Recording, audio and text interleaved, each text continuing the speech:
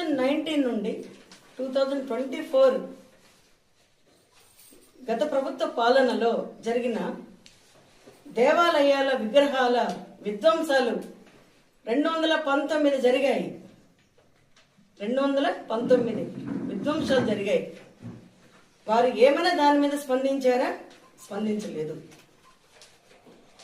ఉదాహరణకి రామతీర్థంలోని మన భారతదేశం అంతా కొలిచే రాముని వారి విగ్రహం తల నరికితే దాని గురించి ఎటువంటి చర్య తీసుకోలేదు, ఒక్క మాట మాట్లాడలేదు.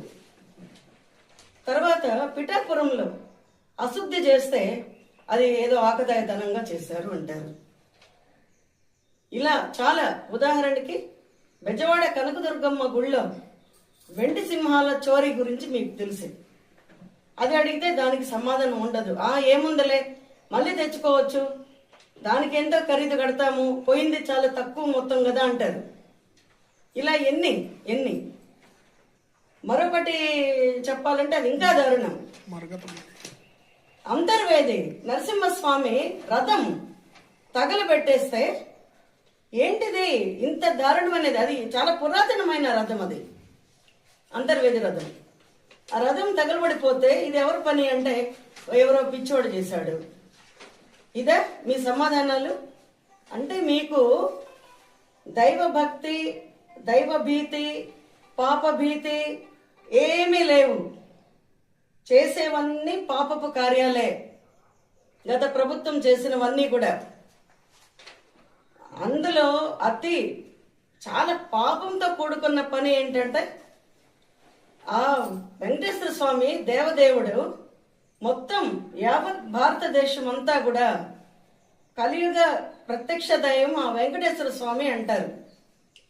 ఆ వెంకటేశ్వర స్వామికి పవిత్రంగా తయారు చేసే లడ్డూని కల్తీ చేయడం, ఇంతకంటే దారుణం ఏమన్నా ఉంటుందా? కొన్ని కోట్ల మంది దేవదేవుని భక్తుల, హిందువుల మనోభావాలని దెబ్బతీసే చర్య ఇది. చర్య కూడా కాదు, ఇది పాపానికి ఒడిగట్టారు వాళ్ళు. గతేడాది జనసేన అధ్యక్షులు పవన్ కళ్యాణ్ గారు సనాతన ధర్మ పరిరక్షణ చర్యలో భాగంగా